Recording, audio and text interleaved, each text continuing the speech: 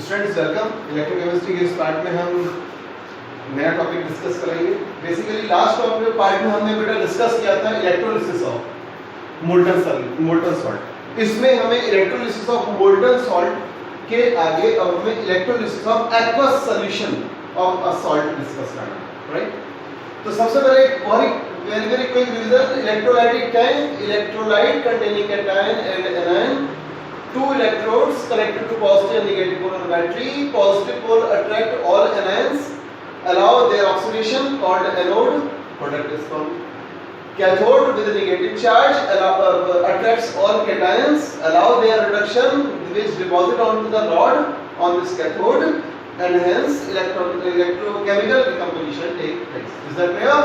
Now have another quick revision: product of electrolysis of molten salt using inert electrode. हमने लिया molten NaCl.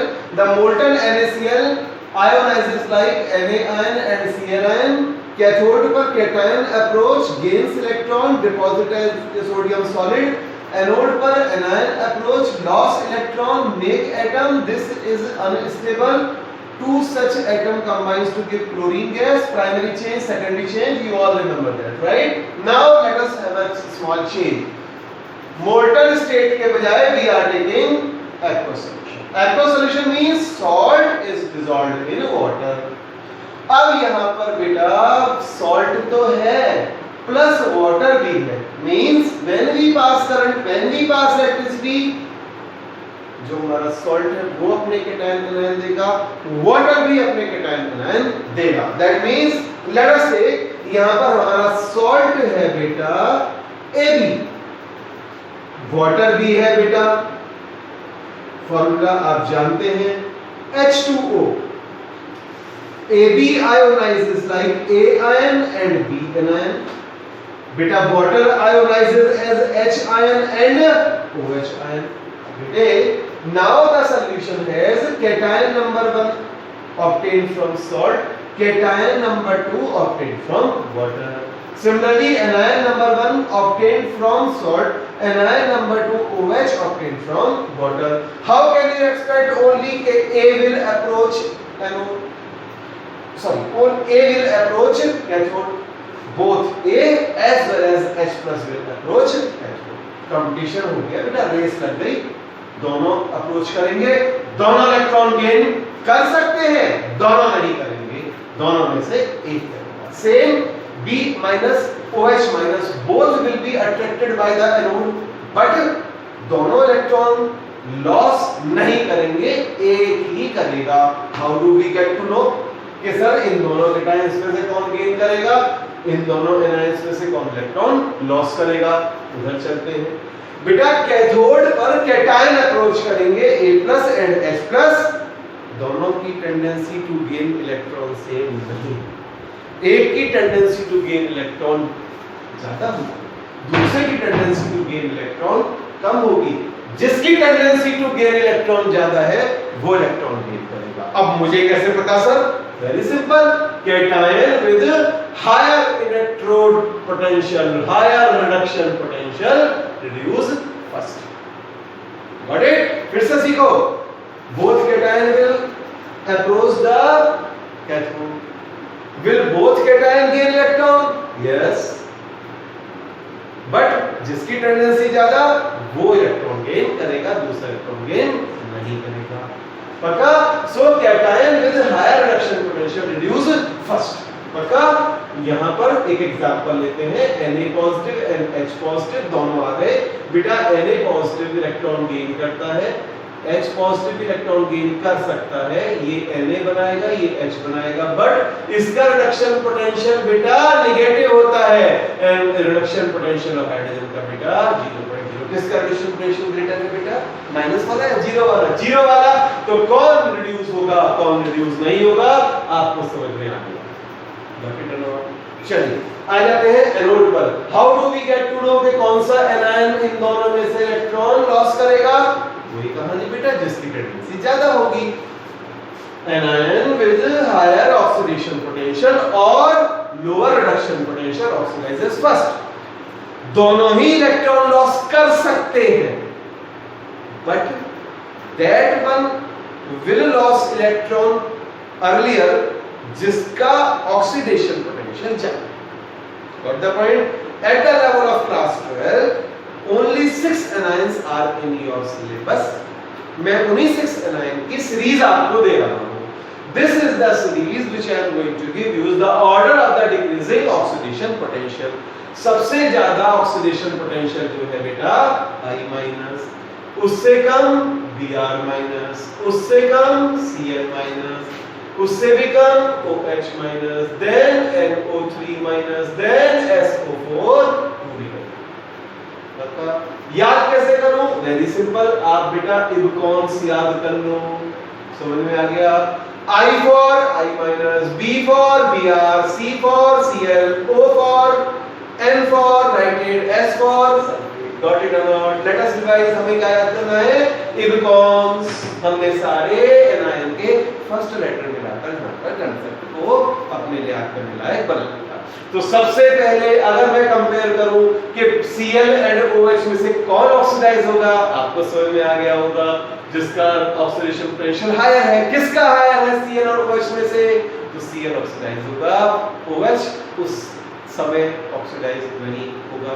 Cl over खत्म होने के बाद ही OH oxidise. Got the point? Let us take example of electrolysis of aqueous NaCl using platinum electrode. देखो बेटा, NaCl ionizes like Na ion and Cl ion. Aqueous है तो water also ionizes as H plus ion and OH minus ion. बेटा cathode पर कौन approach करेगा? Sir दोनों ही approach करेंगे। Both Na and H are attracted, but E naught red of H is greater than Na. तो कौन actually electron gain करेगा? आपको समझ में आ गया होगा। हम इसको बैलेंस करने के लिए 2H पॉजिटिव 2 इलेक्ट्रॉन गेन और क्या लिखते हैं बेटा? Hydrogen gas. तो what is the product of electrolysis of the aqueous NaCl at cathode is hydrogen gas. बेटा जब हमने मोल्टन NaCl लिया था, हम मोल्टन NaCl की वजह से केवल सोडियम आया था, H था ही नहीं, कंपैरिजन नहीं था, तो Na ही डिपॉजिट हुआ था मोल्टन NaCl में। यहाँ पर चेंज हो गया क्वेश्चन में कम। Question is, what is the difference in the product of electrolysis of aqueous NaCl and molten NaCl? You can answer. Molten NaCl cathode पर सोडियम देगा, aqueous NaCl कैथोड पर hydrogen. You got the point? चलिए, अब आते हैं next cathode case पर, sorry anode case पर।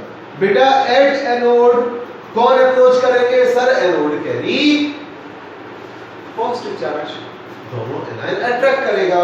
So both Cl and OH ions are attracted, Cl and OH are attracted, but देखो टेबल, किसका ऑक्सीडेशन पोटेंशियल हायर है, Cl का या OH का? बताइए जल्दी से। तो आप क्या लिखेंगे? Since oxidation potential of Cl minus is more than OH minus, तो कौन होगा बेटा? तो Cl यहां पर इलेक्ट्रॉन लॉस करेगा। प्राइमरी चेंज, सेकेंडरी चेंज भी यहीं पर दिखा दिया बेटा।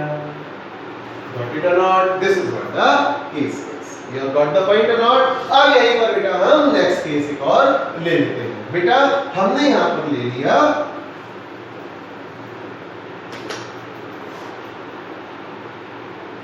Electrolysis of aqueous copper sulfate using platinum electrodes.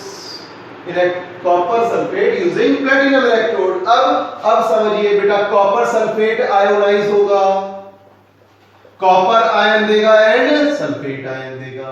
बेटा water itself ionises like H ion and OH ion. Cathode पर who is going to approach both copper and H positive, but reduction potential E naught red of Cu2 positive ज्यादा है और H positive कम है। Sir मुझे कैसे पता चलेगा? Remember the reactivity series, EMF series, हमने जो पुराने टॉपिक्स में किया है वही रिडक्शन पोटेंशियल की सीरीज यहाँ पर काम आ रही है। बेटा हाइड्रोजन से ज्यादा रिडक्शन पोटेंशियल तीन ही मेटल के होते हैं। रिमेंबर, हाइड्रोजन से ज्यादा रिडक्शन पोटेंशियल तीन ही मेटल के हैं, copper silver gold coinage metals. जो कॉइनेज मेटल्स है, जैसे कॉइन बनते थे, तीन ही मेटल थे, अगर आपको याद हो पुराने जमाने में, कॉपर सिल्वर गोल्ड, तो वही कॉपर सिल्वर अगर गोल्ड है तो इलेक्ट्रॉन गेन करेंगे, हाइड्रोजन नहीं करेगा, और अगर कॉपर सिल्वर गोल्ड नहीं है तो वो नहीं करने वाले, H ही करेगा। गॉट इट और not? So copper silver gold है तो वही इलेक्ट्रॉन गेन करेंगे, H नहीं करेगा, और कॉपर सिल्वर गोल्ड के अलावा कोई और मेटल है, कोई और मेटल है, वो मेटल इलेक्ट्रॉन गेन नहीं करेगा, H ही करेगा। You got the point? चलिए अभी इसको और डिस्कस कर लेते हैं। सो कॉपर विल गेन इलेक्ट्रॉन बच्चों, +2 इलेक्ट्रॉन जनरेटिंग कॉपर, और बेटा एनोड पर क्या होगा आप समझ गए होंगे। कौन कौन आएंगे? Sulphate as well as OH will come. Please see the table. Which one of these two has higher oxidation potential? It is OH. तो OH का क्या होगा बेटा? Try to understand. OH के हम 4 आयन लेते हैं in order to balance the equation. 4 ion ने बेटा, मैं आपको ऐसे दिखा दूं, 4 इलेक्ट्रॉन लॉस कर दिए बेटे। 4 आयन ने कितने इलेक्ट्रॉन लॉस किए? 4, 1 इलेक्ट्रॉन बाय 1 आयन। अब 4 ऑक्सीजन में से 2 ऑक्सीजन तो बना गए, और बाकी दोनों ऑक्सीजन और 4 हाइड्रोजन बना गए। This is the case. I revise, 4 OH -4 electron, 4 oxygen 4 hydrogen, 4 oxygen में से 2 ऑक्सीजन तो ये, और बाकी सब दिस इज द केस। बाकी आप अपने नोट्स में पढ़िए। That is all. Okay, thank you very much.